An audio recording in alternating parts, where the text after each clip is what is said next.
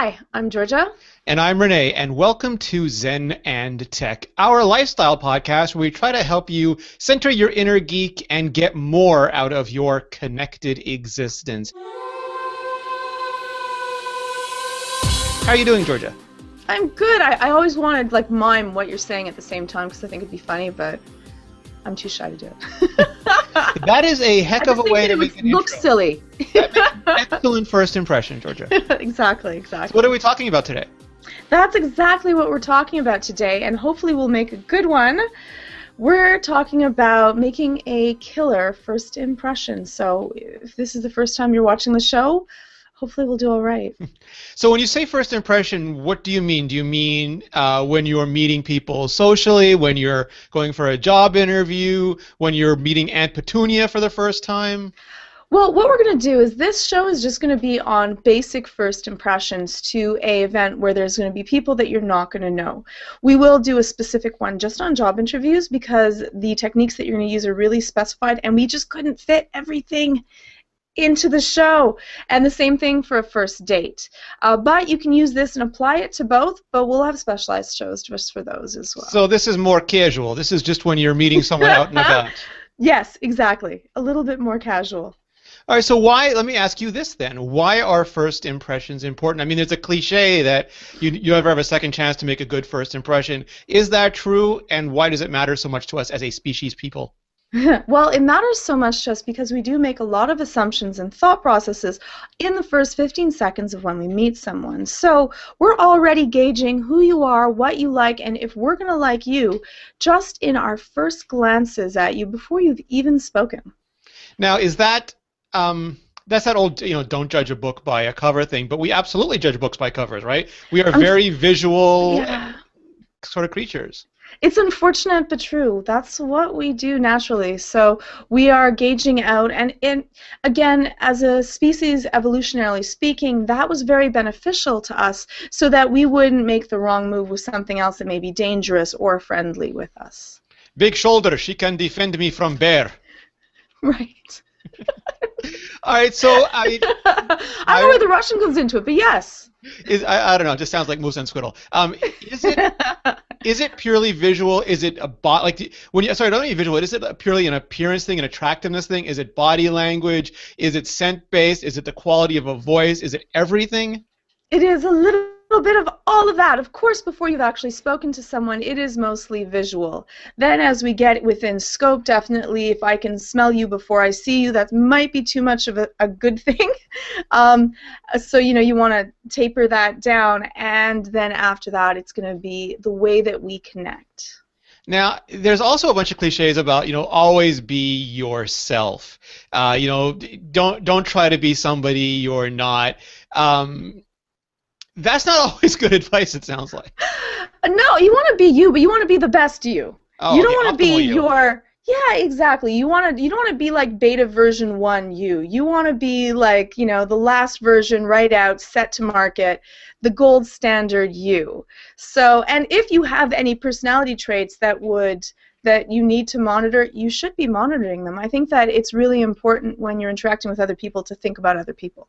So you don't want to be the you that's been wallowing in an Asgardian jail for the last 6 months. You want to be the you that is a little bit polished up on your best behavior and putting your best foot forward. Unless you're look like Thor and act, as regal as that, then maybe you can get away with it. But no, most of us cannot do that. All right, so what's the first thing you should consider? If you know you're granted, sometimes you're not going to know. Sometimes you're going to, put on your comfortable, if worn, clothes and run out to get some eggs and chance upon somebody you'd rather not have met at the supermarket. But if you do have time to prepare, what sort of stuff do you want to do?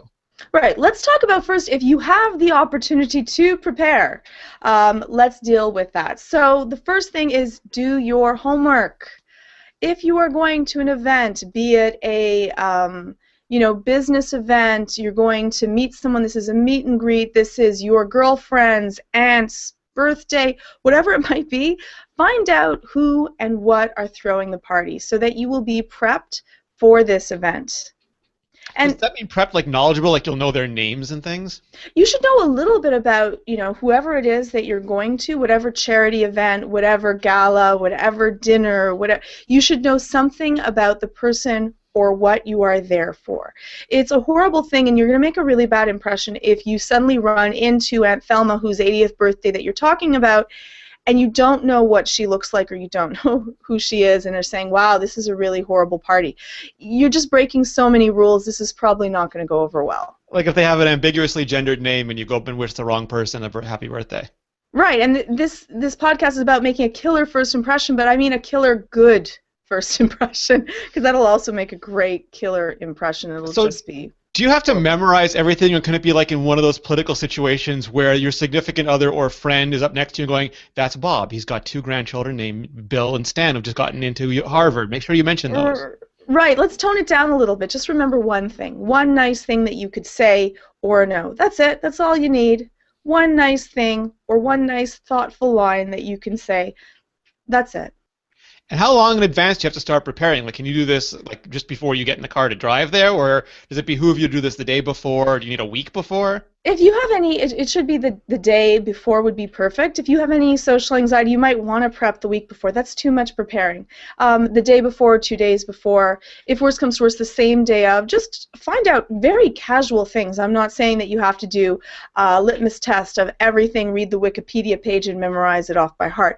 But just know who you're going, why you're going, what's important about this event, and then think to yourself, what do I want from this event? Do I want her family members to like me? Do I want to make some good business connections? Am I hoping to have a pleasant time? Am I looking to find a mate? Figure out what your goal is so that you can make sure that you've prepped everything to reach that goal. So do I have to worry about setting expectations too high? Like if I show up in a tuxedo, are they going to expect me to show up in a tuxedo all the time? Am I better off showing up in my football jersey and, torn sweatpants because that's what they're going to see when they actually come to my house? Okay, for the best first impression, what you want to do is dress about 10% better than the average. That's it. That's all you need. Whatever is going to be what you think the average is, just a little touch better than that. So you don't want to, if this is a black tuxedo event, you don't want to show up in your sweatpants. If you are ending up going to a workshop where you're going to be training and doing exercise, you don't want to show up in the tuxedo. You want to dress for what you're going to, and then dress just slightly nicer, which doesn't have to be expensive. It could just be cleaner. It could be that you've thought about, coordinating it just a touch. It does not have to break your bank. If you're dealing with people that are all millionaires and you are not, that's okay. Look clean and look like you've put some thought and care into it, which makes other people feel important. You have dressed with a careful, thoughtful manner as you go in, and that makes everyone else feel good. Now, what if I'm a character, though, Georgia? What if my thing is a top hat, or it's a black turtleneck, or it is a pocket watch or something? Should I be my character?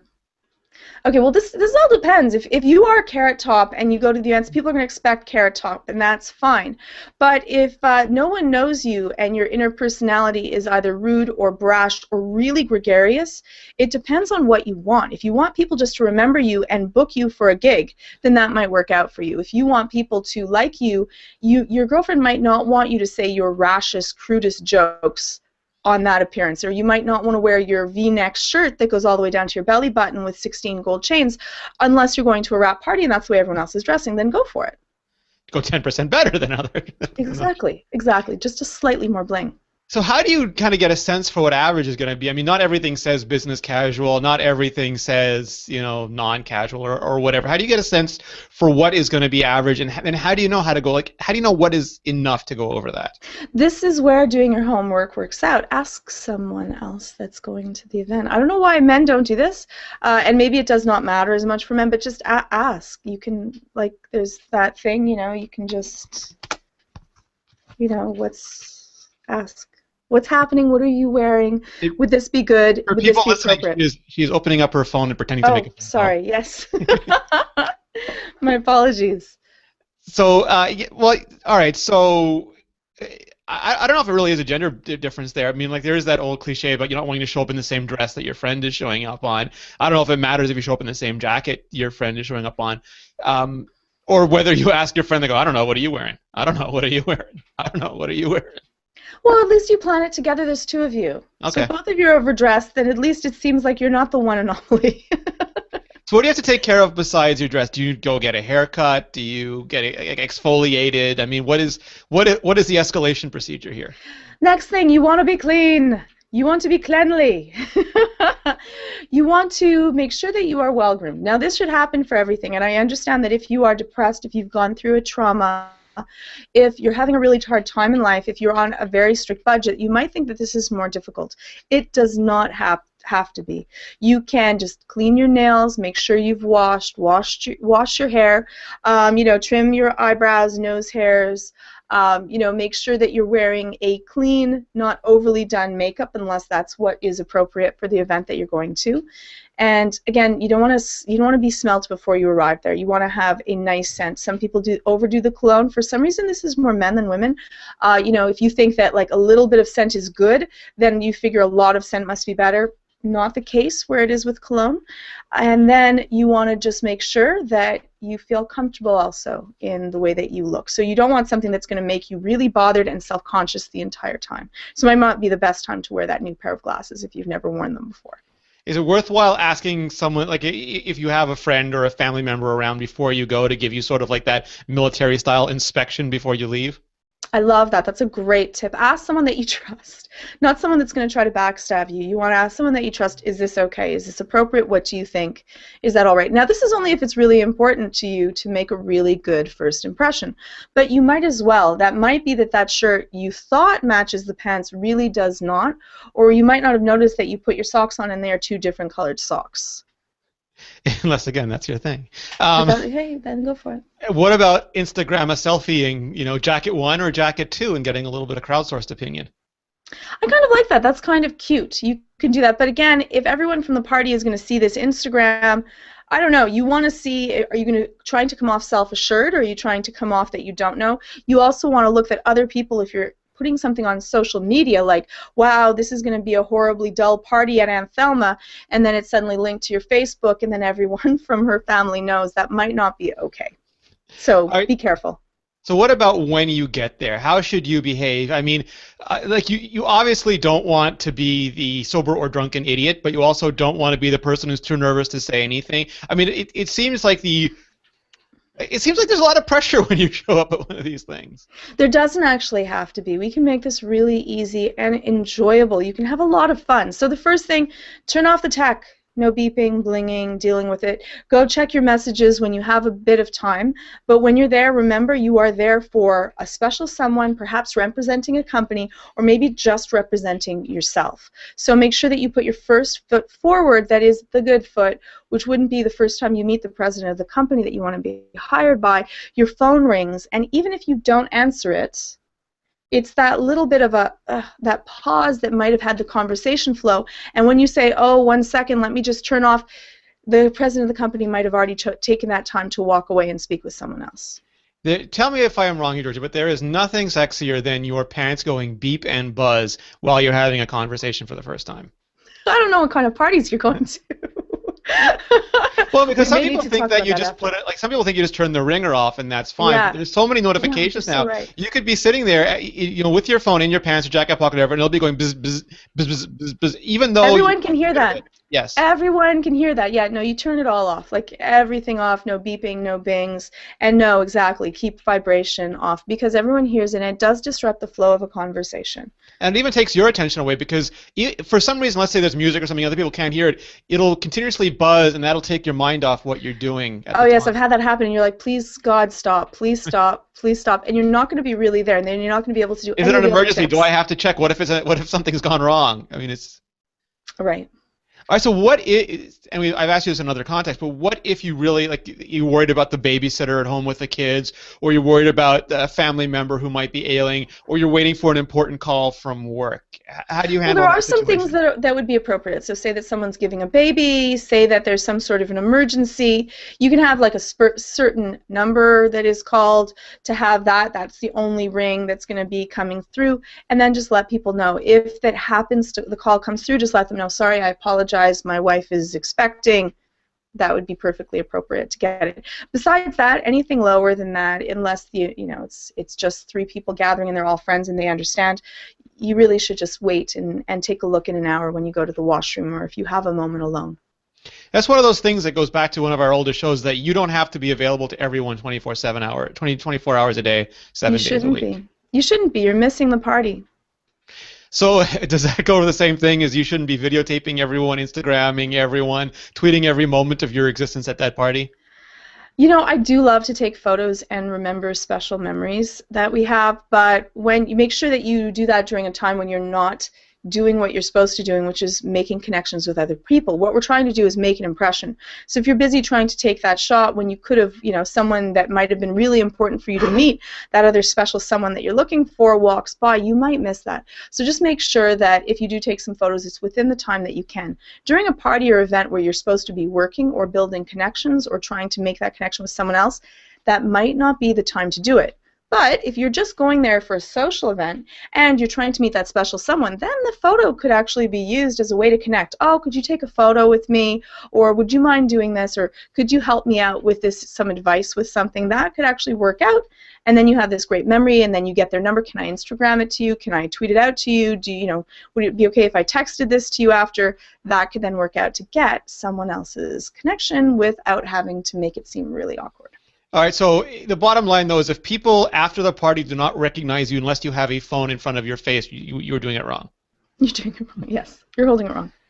All right, so once you're at the party, how should you go to? Should you go to extremes to act really humble? Should you try to be confident? Should you be cocky? I mean, how do you assess your base personality, and how much do you want to modify that while you're trying to be, make a good first impression? Right. Even if you're really shy, you want, especially if you're there for, a reason, you want to make sure that you've applied that reason. So the first thing to make other people feel comfortable is you want to smile, you want to be relaxed, so do your breathing. And then make sure that you're there with other people. Instead of being in your head thinking, oh my God, that person's probably judging me, what's happening here? You want to be actually involved outwards instead of inwards. So the first thing is a smile. It's the first thing that you should have at a party. It makes other people immediately, like animals when they smile at each other, it means a form of aggression and they might attack you. For us, it means, look, we don't have really dangerous teeth. We'll be okay. There's broccoli in my teeth and I'm showing it to you. Oh yeah, always check. Use the knife of your dinner plate. Your Take screen, a look at the knife or your screen. No, well, then they think that you're taking selfies all night. That might not be good. Discreetly take a look to make sure you have nothing, or ask that cute girl if you do. Great line. Everyone understands that feeling. And then what you get to do is make sure that you've smiled, you're doing your breathing, and your posture is really calm and relaxed. And there's a lot of differences of how you do confidence, and some people kind of get it wrong. So how do you get it right? I need these tips now because already my fists are balling. I'm starting to feel my shoulders tense up. What do I do?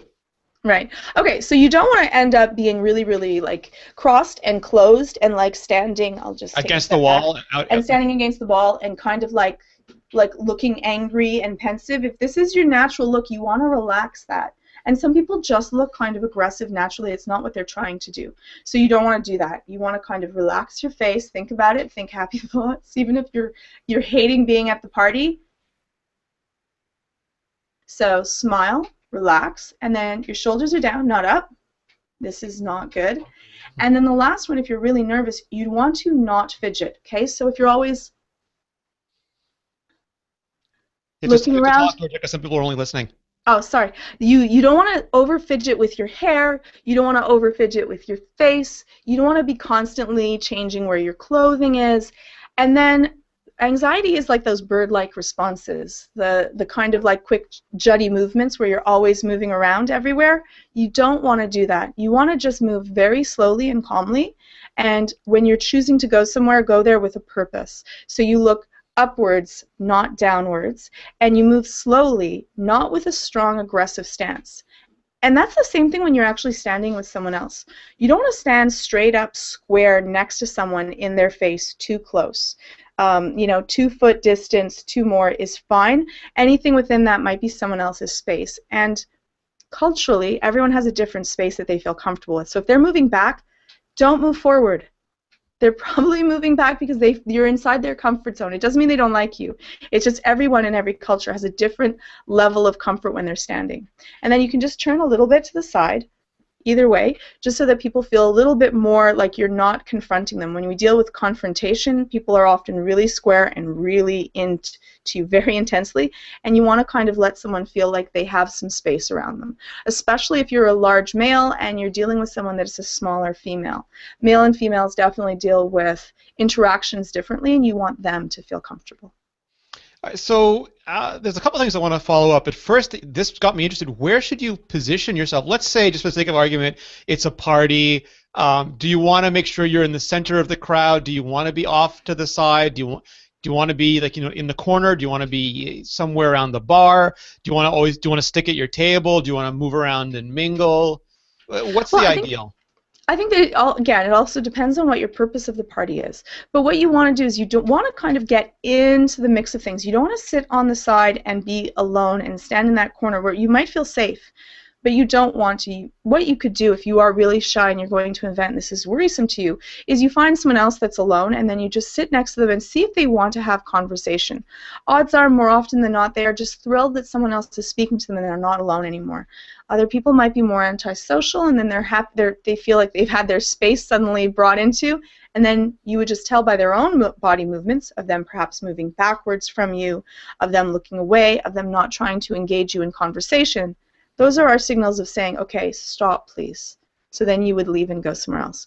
But you want to be mid-group, and you want to be somewhere like the food area where they eat, or near the bar where people are gathered, or if there's a free chair somewhere else and you want to just ask someone a question, you can do that as well, just to get to know people. But you want to mingle and make connections with other people. All right, so this keeps raising so many questions for me. I'm guessing there's a difference between a party where, let's say it's your spouse's business party or it's your friend's event where you might know several people, but you could also be invited to an event. Maybe you're traveling and you're going to a party, or you've gotten invited somewhere and you want to make an effort to be social where you don't know very many people, maybe nobody. The strategies vary if that's the case. Well, no matter what, you always want, and I think that it's a good point for everyone to always try to make a connection with one person new, even if you know everyone at the party. You want to build connections with other people. That's the way that our world works. You feel more comfortable with someone, that's the connection that you might need for A, B, or C. No matter what you're there for, connections are how we, that connected life. We use the internet to try to build connections. It's much more powerful in person. So you want to make sure that you've planned out that you're going to speak to 2 new people and try to get to know them a little bit. So there's all these dynamics in human relationships, and just from my own observations, you'll notice that there are people who, wherever they go, a group of people form around them, and there are people who kind of go from group to group and never seem like, it always feels at least like, oh, I went to this group and everyone's ignoring me here, I'll go see what's at the other group, oh, everyone's ignoring me here too. How do you deal with people either clumping around you or not including you even when you're standing there? Well, you have to be honest with what your personality type is and why you might be perhaps pushing people away, or maybe that's where you're comfortable, or maybe drawing people in. So one of the first tips would be notice your own level of aggressivity versus being exceptionally passive. So there are some people that are overly aggressive. They're the clingers. They're the ones that people are trying to get rid of, and they're overdoing it. You don't want to do that. And then there's some people that are just so nervous or so shy that they go into their own shell and they're worried about being judged, or they're worried about how people are going to see them. You have to be honest with where you are, and then you should try to work on it, because either extreme is not helpful, even if that's your comfort zone. Then let's talk about just aggressive. Just please, if you go to any of these events, try not to be overly aggressive. It kind of ruins the party for everyone, so tone it down. Take your ego out of the event. There's nothing to win. There's no gold medal at the end. Whether your feeling is on politics or money or anything that it might be, try not to be overly aggressive, because that leaves a huge dent on everyone else, and it kind of says, be careful, I am dangerous to other people. All right, so let me throw a couple curveballs at you. Okay. What if you are the kind of person who attracts exceptional levels of attention? Maybe you're exceptionally good looking. Maybe you're incredibly well known. Maybe you dress in a style or carry yourself in a way that makes people think that you are, really either really important or really well known, or whatever it is. How do you comfortably go to these events? Do you worry that people are going to be going for your attention? Do you doubt their reasons for wanting to be interested in you? How do you deal with that end of it? I mean, sort of like saying, "Oh, I'm a supermodel. It's such a hard work," but I think it's actually, happens. It does happen, and you don't know who's going to be genuine and who isn't, and you have to become a very good judge of character exceptionally quickly. And you're going to have to say, and especially if it's an event and you're going to be swamped, it's very exhausting to be on all the time. And the first mistake you make, it's going to be Instagrammed, it's going to be tweeted out, everyone's going to be speaking poorly about you. So you really want to keep your time at an event where you're going to be, it might not be a place where you are, I can't say the word safe, but where you can be yourself. So you want to, time it so that you're there for a short period of time, and then when you're done, just politely find a reason why you don't have to be there. But you do have to always worry about that. Unfortunately, people become much more fake as you become more well-known, and it's a sad, honest truth. And what about the other edge of the spectrum? What if you, true or false, just feel like you're always awkward, like you always say the wrong thing, like you're convinced you're gonna make a poor impression? Well, you have to be honest with yourself. Is it because of something that you're doing? Odds are, unfortunately, it might just be that. It might be the way that you speak. It might be that you speak without thinking. You might be overly aggressive. You might, instead of smiling, you're frowning. You might come off a little bit too harsh to other people, or you might say things thoughtlessly that might put other people off. So you might want to pause a little bit more before you speak and be careful about what you are saying. Also, you want to speak clearly. If people don't hear you, if you're constantly mumbling or you're speaking overly softly so no one can hear you, that's stressful for everyone else. The same thing if you're too loud. Some people don't want to have attention drawn to them, and if you're really, really loud and sharing the conversation to everyone, that may make people want to escape. So you want to practice that, and you really do want to practice that. Listen to how you speak. Are you saying the words that you mean to say? Are you too much in your head? And then go through it.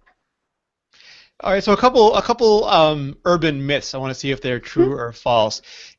Should you drink or not drink? Some people believe that it makes you less inhibited and more open. Other people believe that it makes you more belligerent and less open.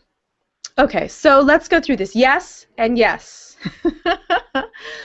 You can have a glass of wine, or if you are a larger frame person, two. But you should cut it at that at any party or social event. After that, you are going to lose control, and if it's something really important, exceptionally important for you, or this is a business event, try to keep it just to one. A social drink so that you seem like you are drinking what everyone else is drinking, and then you want to cut it off. Especially if you are prone to drinking too much. You don't want to do that when it's your career on the line, or if you are promoting something and you are there as a promotional material. If you're there for Nike, you don't want to have all of the Instagram pictures and tweets out you lying underneath the table yelling about mama. Well, no, but let's just say it's just a regular sort of party, and you're there. It's like a Christmas party, or... Don't drink too much. You'll make an impression, but it won't be a good one. All right, so what about, do you want to pay... And drinking, you did ask, it does lower your inhibitions and it will lower your stress, and that's why lots of people do it. But that's, again, that same thing with the cologne. They think if one is good, then 6 will be better. And it is not. But yes, it does lower your feeling of anxiety because it nulls the limbic system's reactions. So it works, but unfortunately it works too well. All right, so another one. Do you want to pay close attention? Do you want to look like you're really attentive? Do you want to keep eye contact, or do you want to be a little harder to get? Do you want to do you want to pause so that their attention comes back to you? Do you want to look away so they wonder why you're not looking at them? I mean, what sort of balance do you want to strike there? You don't want to be overly intense. You don't want to be the overly attached girlfriend kind of thing. The like staring and that can creep people out. And if you're only looking at them and never looking away. Sorry. Other people do not have a break, and they can't look away as well. So what you want to do is you want to be attentive. Now you're like hiding on me there, Rene. Did I overdo it? What you want to do is you... What you want to do is you want to look at them and then do the regular pauses of maybe a fraction of a second to look away. As we normally do when we think, our eyes dart to different corners just to depend on what we're thinking about. And I'll go through one on lying and how do we know if someone's lying to us. That's kind of a fun podcast to do. And then you want to have space for the other person to speak as well. So you want to give contact and connection. You want to give respect to the person that you are speaking to. Even if the most beautiful girl or guy just walked past, or the person you're dying to speak to, you don't want to disrespect the person that you're speaking to. Just walking away. But you wanna care about the person that you're interacting with. I think that a lot of people, if there's someone else is lower on the hierarchy, they're just kind of dismiss them. I don't know. I think that's just so many levels of wrong, and I know how that feels like to have someone else be like, oh, actually, oh my God, look at this person. And they just walk away, and you're like, wait, I was just gonna. Okay. So give them the time and then have a fabulously good way of leaving the conversation that leaves both of you feeling like you've given something. All right, so another one. Do you want to sort of sell yourself? Like, oh, I just took my solid platinum helicopter from my 1,000-foot yacht and came in here for the weekend. My Lambo is revving up at the door. Or do you want to sort of play it cool and be humble and, ask about them and their interests? Yes, please don't brag about yourself. Please don't. You can be honest, and if someone asks you about something, but try to play it down. Be a little bit more on the humble, even if you're there to sell yourself. Be a little bit more on the humble side. That doesn't mean not to mention anything that you're dealing with. You want to do it in a way that is a little bit less braggy. No one likes that, and you want to ask them about their ventures as well, and compliment and deal with it. I think that there's a wonderful line that says, the road to a man's heart is to talk to him about the things that he treasures the most. And though this line was written the same way to a woman's heart. And so that's what you want to do. You want to use open questions and talk to them about things that they are passionate about. In the end, they will like you more, and then they're going to want to speak with you more. All right, so what about panic situations? Like you come up to somebody and suddenly you don't remember their name, or they just told you something and you're asked about it and suddenly you don't remember what they told you. I mean, how do you get over the awkwardness? You want to try to remember the person's name that you are speaking to and then use it in a conversation. I think that works really nicely. All you have to remember is one thing about each person that you're there and their name. And I use like mnemonics, like, oh, this person reminds me of my friend Fred, and his name is, also Fred, or you could do, this is Sam and he reminds me of Tam. Like, you want to kind of find something that kind of will trick your memory. This is Joe and he has a big mole, Joe mole. Okay, I could do that. And you want to kind of find something that you can remember someone's name with. I'm horrible with that. And the next thing is that you want to just remember one thing. Now, if you happen to come engage with someone and you know that you've seen them before and they come up to you like they really remember you, you can do two things. One is you can do the thing that I usually do, which is horrible because sometimes it works, sometimes it doesn't. But I'll say, oh, well, I say, hi, I want to introduce you to my friend over here, Rene, and then let them introduce myself. So then, Rene, you would have to say, oh, hi, Rene, what's your name? For me. The worst thing would be like if you called me out and said, what, you don't remember their name? You're not introducing me to them. You want to just have your friend then say, and then you remember their name, and then stick it in memory because they'll come back up to you again. Or you can say, oh, yes, from the meeting that we had last week, I'm so sorry, I've forgotten your name. They might have also. Very rarely will you have someone that is going to say something like, oh my God, I'm so offended, you didn't remember my name. Most people understand that this happens to everyone. They'll keep it silently and then destroy you when they have the opportunity in the future. They might, but you have either way to kind of go about it. All right, so let's say that you meet somebody at a party, and regardless of their importance, whether it's a potential future partner, employer, investor, or just, the drunken someone on the street, yeah, the drunken spouse of a colleague that you'll never ever see again, and you're having a conversation, and they just say things that to you are patently wrong, patently offensive, or just make everything about just what you see in every single possible way. Do you get into it with them? Do you let it slide? Do you excuse yourself gracefully? How do you deal with the offensive person at these events? This is a great question because this is a dangerous territory. So this is what could happen. So say someone's complaining, and yes, they're going to love you for complaining with them. And they're complaining about this person's house, of which party you are at, and how horrible it is. And they're saying, this couch is the ugliest couch I've ever seen. Isn't this ugly? And you're like, yeah, it looks like an elephant that swallowed too many tomatoes. And you're like, talking about this. And then suddenly it comes back out that he says to someone else, yeah, you know what? Georgia said your couch looked like, an elephant the smell Elephant of vomit, tomatoes. dude. Yeah. And you're like, oh my God, they've called you out. So one is they could just throw you under the bus and say, yeah, well, she also thought the couch was ugly. And then you're stuck there having to do that, like, back patter of, no, no, no, no, no, I didn't actually mean that. It was a good way. They're pretty tomatoes. There's no win in that. So you want to be positive. You want, even if someone's complaining, you can nod and smile and be supportive and say, you know what, I hope you get through that. I'm sure that you'll be able to handle it, but you do not want to get in it. You want to keep away from the 3 C's, which is to criticize, to condemn, and to complain. But don't do that. You shouldn't do that ever. It's never going to be helpful to you. If you're with your girlfriends or your guy friends and someone you really trust, go for it, complain, vent, do whatever you have to. But in this type of event, no. That's gone. Stay away from the 3 C's. All right. So just to sort of sum up here, you want to make sure you do your prep work, that you know as much as you can about a situation before you get into it. You want to make sure that you present yourself as well as possible, so you're as clean and spiffy and shiny and Check well the nails. dressed. Yeah, and check nails, check everything as well dressed as possible. You want to avoid excess. You don't want to be, you want to sort of, it sounds like you want to, in general, stay at, like you said, 10% over average. You want to be engaging but not too engaging. You want to be humble but not too humble. You want to, mingle, but you don't want to, be a jerk about it. It seems like really if you stick to the center line on this, you're doing okay. You want to be a little bit more than the center line, and you don't want to argue. Even if someone comes up and gives you something that makes you incensed, this is not the time. And I even say, let's take a look at the world from their perspective. Try to see why they feel that way, even if you completely disagree. You don't always have to be right. I'll say it again. You don't always have to be right. Often, when you win, you lose. And you also don't have to constantly try to teach and change the world. Often when you get off with something and you're very incensed and very passionate about something, you'll actually make the other person more polarized to the opposite end. You want people on your side and give them an opportunity to change on their own. So please don't spend your time to try to change the world at an event for your girlfriend and then have a fight with her father.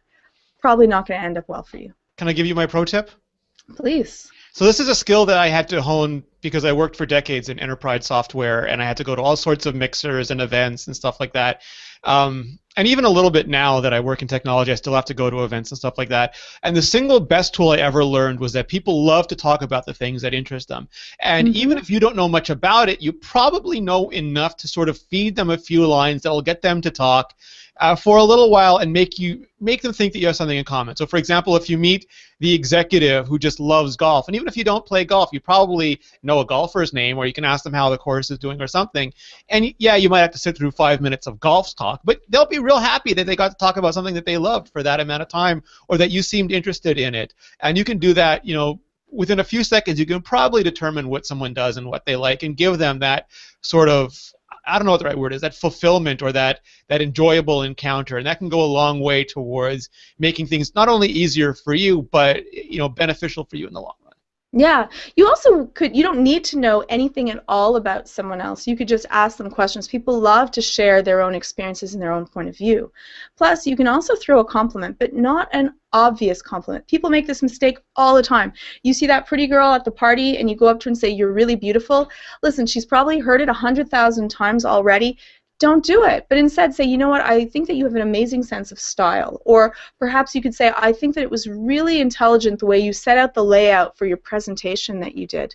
You want to hit what they are working on improving, not what they have already mastered and everyone already talks about. So if you go up to CEO of a company and their company is huge and you talk about that company, and he's already heard that 1,000 times. But then if you started painting and you say, "Wow, I love the way that and you want it to be honest. Please don't make up stuff. Everyone can read that. But you say, "I love the color way that you deal with light and contrast in your artwork," or "I can see the theme of evolution in your work." That's going to get them started, and that's going to be something that they're going to want because they don't already get that from other people, and so they're going to want to share more with you. All right, awesome, Georgia. So, any homework people should do for this besides what you've already stated? Well, I probably should have stated this at the beginning, but I didn't. What you want to do is you want to go through my list of things that I've said and check off the ones that you already do 80% of the time or more, and the ones that you do anything less than that. And then find the ones that you're really lacking, and then improve on them. These are skills that will help you through life, and you can also help your children to help get a better job, to interact better with people. And so you want to check off where your strengths and weaknesses are and try to be really honest. If you're not sure, ask a friend. All right, perfect. If people want to find out more about you or they have questions on this kind of stuff, where can they reach you? You can find me on iMore.com, and of course you can also check me out on Twitter at Georgia_Dow. You can find me at Rene Ritchie on all of the social things. You can find me at Mobile Nations and their network of sites. Georgia, thank you so much. This was incredibly interesting, and I'm going to go to a party now and do much better because of you. Good, and if we missed out some really great tips or tricks, please let us know in the comments so we can add them to our own repertoire. Thank you very much, Georgia. Bye, Rene.